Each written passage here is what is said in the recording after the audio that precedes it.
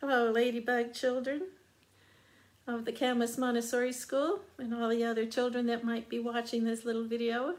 I am missing you very much and been thinking about what kinds of things I could talk to you about. I have lots and lots of things on a list of ideas, but I thought that perhaps I would talk a little bit more about daffodils and spring flowers this week and some things that might be related to that. So let's start by singing a song about a flower that grows from a bulb, and I think you already know the words. White coral bells upon a slender stalk, lilies of the valley deck the garden walk. Oh, don't you wish that you could hear them ring? That will only happen when the fairies sing. White coral bells upon a slender stalk, lilies of the valley deck the garden walk. Oh, don't you wish that you could hear them ring? That will only happen when the fairies sing. I once told you a true story about flowers in my grandmother's garden. When I was a little girl, one of my favorite things to do was to go next door to where my grandmother lived. And out her front door by her steps, and there was a big hedge that went all around her front yard. But underneath that hedge, little lilies of the valley grew. And they were little lilies, and I know now they grew from bulbs, and there were many, and every year there were more, but they smelled so sweet. I love the smell of lilies of the valleys, and if you ever get a chance to see one, make sure you bend down and smell how sweet it smells. It's very, very beautiful. But I would go outside my grandmother's house, and I would sit down by the hedge, and I loved when the lilies of the valley showed up in the springtime. But I also would do other things in the spring. I was so attracted to the flowers, which I'm guessing perhaps you are too, because they're so beautiful. Another thing I used to like to do is go sit under her lilac bush. She had a big purple lilac bush that was next door to, actually it was right in between our yards, where between her house and my house. And purple lilacs are the state flower in the state of New Hampshire, but they also smell so great. And when I go to visit Emily in Germany, she has an old lilac bush that has lilacs growing up high, but there are old branches, and Minna likes to climb on those branches. And one of these days, I think Otto will probably climb on those branches too. Another tree that I used to hang out in when I was little is in my grandmother's backyard. She had an apple tree.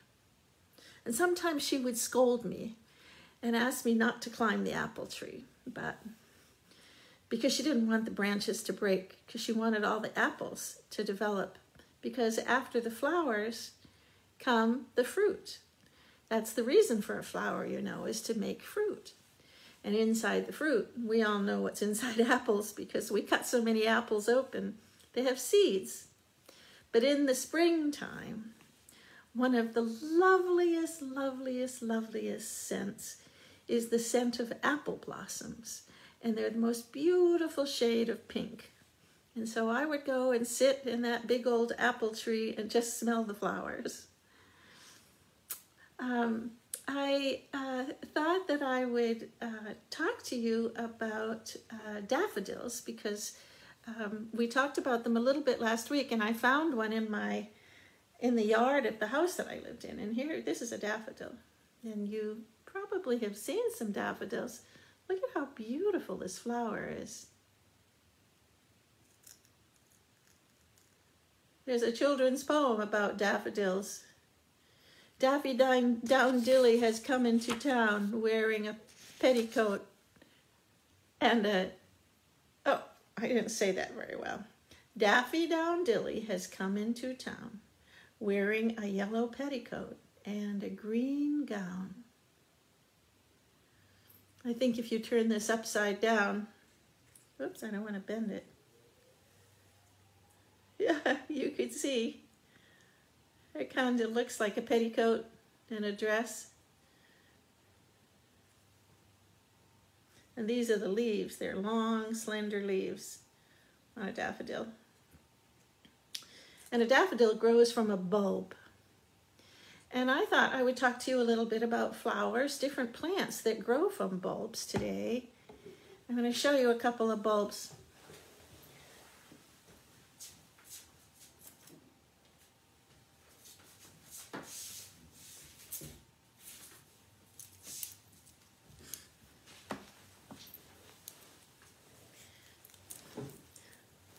This is a daffodil bulb.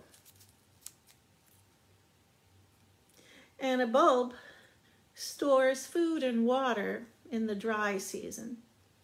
So this is actually one from last spring, and I was going to plant it last spring with the help of Peyton's mom, but somehow we never made that happen, and I didn't have a chance to schedule it with her. But you can see that now it's springtime again. And this is the plant wanting to grow.